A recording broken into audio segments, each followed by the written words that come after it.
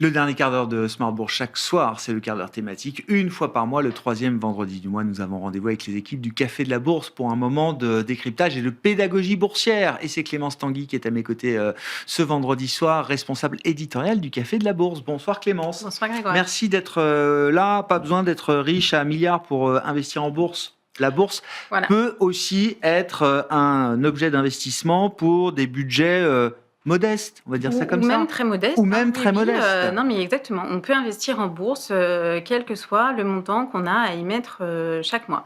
Donc, une fois qu'on a rempli sa petite épargne de précaution, qu'on a un livret pour ses dépenses court terme, eh ben, il faut se tourner vers l'investissement sur les marchés actions pour dynamiser un peu tout ça et puis financer tous ces projets de moyen long terme. Ouais. Quelles sont les options qui s'offrent à un petit budget ou un budget modeste ou très modeste qui se lance en bourse? Alors, il y en a plusieurs. On va commencer par ma préférée. Les ETF, évidemment. Les ETF. Alors, les ETF, qu'est-ce que c'est? C'est les fonds indiciels cotés. Donc, ça s'échange en bourse comme une action. Ça réplique un indice boursier. Alors, le plus souvent, ça va être un ETF sur le Nasdaq, sur le S&P 500, sur le CAC 40, etc. Ça peut aussi être un ETF sectoriel. Donc, là, ça va être un secteur d'activité qui va être répliqué. Ça peut aussi être un ETF géographique, thématique, exactement. Et parfois, on couple un peu les deux, trois, etc. On peut avoir un ETF sur la défense européenne, voilà. L'ingénierie de ce point de vue-là est sans limite. On peut créer des paniers sur à peu près tout. À peu près tout ce qu'on veut, exactement.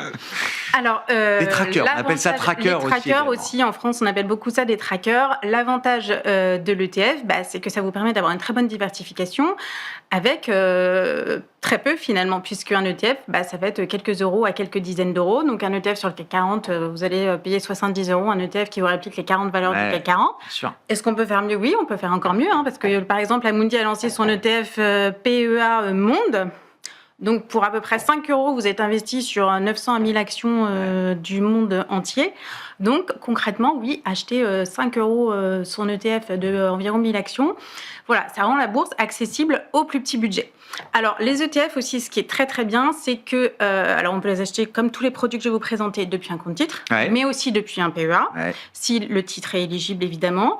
Si l'ETF est éligible, en fait, de toute façon, les ETF sont le seul moyen d'investir hors UE avec un PEA et de bénéficier du coup de l'exonération d'impôt sur les plus-values au-delà de 5 ans de détention du plan. Donc, si l'ETF est éligible au PEA, vous ne réfléchissez pas trop, vous foncez, vous le prenez sur un PEA. Donc, il y a une manière de faire. Voilà. Les ETF synthétiques qui permettent justement de rentrer dans l'enveloppe PEA, même si on investit en dehors de France et d'Europe. On les privilégie.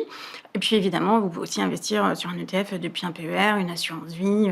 Voilà, le choix est assez large. Bon. Les ETF, donc c'est ce qu'on appelle la gestion passive. Il y a aussi toute la gamme des fonds, traditionnels de gestion active. Les OPCVM, organismes de placement collectif en valeur mobilière. Alors ceux-là, voilà, c'est pareil. Ils vont répliquer un panier d'actions. Ça va aussi être souvent plutôt sur un investissement thématique ou sectoriel qui vont souvent être liés aussi évidemment à une zone géographique. Vous allez pouvoir avoir un OPCVM sur la value européenne, sur les bancaires US, voilà. Action Monde. Alors aussi, voilà, enfin là, ça va être à peu près comme les ETF. Vous allez avoir plutôt aux alentours de quelques dizaines à quelques centaines d'euros pour acheter un OPCVM. Alors ils sont accessibles depuis un compte titre. Depuis un PEA, si le titre est éligible, encore une fois, pour entrer dans cette enveloppe. Alors, le problème ils sont aussi accessibles sur l'assurance vie, sur le PER. Le problème de l'OPCVM, c'est que déjà, il a des frais qui sont plus élevés que ceux des ETF. Ces frais, ils viennent vous rogner la performance. Et puis, on n'a jamais... Il y a quand même beaucoup d'études qui ont été faites sur la performance de la gestion passive sur la gestion active. Et les OPCVM, dans la durée, ils ont quand même beaucoup de mal à battre leur indice de référence. Voilà. Tout dépend, je crois, de l'univers. C'est ma conviction, mais effectivement... battre les indices large cap Europe, c'est forcément très compliqué. Voilà. Alors, si vous allez sur des niches, des thématiques spécifiques, ou plus, je pense que là, le gérant actif a peut-être plus d'avantages face au marché. Voilà, tout à fait. Donc, il faut bien regarder l'univers. Il faut bien regarder l'univers, exactement, et faire attention aux frais. Ah voilà. oui, ça, c'est de manière générale, surtout. Voilà. Regardez bien les frais de tous ces produits. Bon, les ETF étant évidemment ceux qui génèrent le moins de frais, enfin qui ont le moins de frais pour le client. Une des grandes nouveautés aussi de ces dernières années, c'est la capacité, alors des plateformes, de la technologie à fractionner les actions. Alors ça, c'est exactement, ça c'est l'option à choisir absolument si vous voulez un stock picking de conviction avec un petit budget tout en gardant une bonne diversification. Vous prenez les actions fractionnées. Alors, qu'est-ce que c'est ? Vous achetez une fraction d'action. Donc par exemple, vous achetez un dixième de Hermès, vous payez 230 € au lieu de 2300, c'est quand même beaucoup plus abordable. C'est plus abordable. Et on peut faire beaucoup mieux, puisque aujourd'hui, vous avez les néo-brokers qui vous proposent par exemple d'investir dans une action à partir de 1 € seulement. Donc ça devient vraiment extrêmement accessible. C'est-à-dire que si vous avez 15-20 € à mettre en bourse tous les mois, vous pouvez acheter 20 titres différents. Donc là, on est vraiment sur une très bonne diversification. Alors, le problème des actions fractionnées, c'est que vous ne pourrez pas bénéficier de l'avantage fiscal du PEA, même si c'est sur des actions européennes, puisque ce n'est pas éligible, vous êtes obligé d'investir depuis un compte titre. Alors, ce qu'il y a aussi, c'est que l'offre tend à se développer, mais tous les courtiers ne le proposent pas. Donc, vous avez Trade Republic qui est spécialiste là-dessus. Vous avez aussi eToro, Scalable Capital, Interactive Brokers. Enfin, il faut vraiment bien regarder si vous êtes intéressé par les actions fractionnées que votre courtier le propose.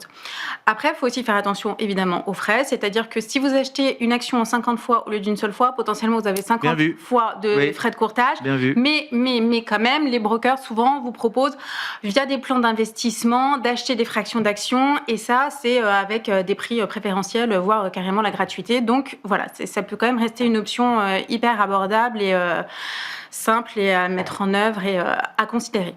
Et puis peut-être un peu plus sophistiqué encore, il y a tout ce qu'on appelle communément les produits de bourse. Exactement, les produits de bourse. Alors là, c'est peut-être moins de l'investissement en bourse, c'est plus, ça s'adresse plus évidemment aux traders actifs. Alors oui, ça permet quand même de se positionner avec un capital relativement restreint sur une taille de position plus importante. Des produits à levier, généralement. Exactement, comme les turbos par exemple. Alors il faut quand même rester raison gardée, parce que l'effet de levier, ça marche dans les deux sens. Donc évidemment, ça décuple les gains, ça décuple aussi les pertes. C'est aussi des produits qui sont parfois difficiles à comprendre, avec des barrières désactivantes, avec le facteur temps parfois. Enfin, c'est les produits de bourse, donc c'est vraiment à réserver aux investisseurs qui ont déjà un peu de bouteille, qui sont vraiment dans une optique de trading de court terme, parce qu'avec le bêta-slippage, etc., on ne va pas garder des... Voilà. Oui, on ne dort pas sur ces produits-là. On ne dort pas sur ces produits-là. Et qui sont bien conscients des risques et qui connaissent bien les caractéristiques du produit. Voilà. Ouais. Bon, et accessible à travers des comptes titres essentiellement. Accessible à travers des comptes titres seulement. Et puis attention, parce que c'est pareil, tous les brokers ne proposent pas ce genre de produits, donc il faudra se tourner vers IG, Saxo, des brokers qui sont un peu spécialisés là-dessus. Dans ces produits de bourse. Merci beaucoup Clémence. Merci d'être venue nous voir ce mois-ci. Chaque mois, nous avons rendez-vous avec les équipes du Café de la Bourse pour cet exercice de décryptage, de pédagogie boursière. Clémence Tanguy était avec nous ce vendredi, responsable éditorial du Café de la Bourse dans ce dernier quart d'heure de Smart Bourse. Quart d'heure et émission que vous retrouvez bien sûr chaque jour en replay sur bismart.fr ou encore en podcast sur l'ensemble de vos plateformes préférées. Très bon week-end, on se retrouve lundi en direct à 17h pour une nouvelle édition de Smart Bourse sur Bismart for Change.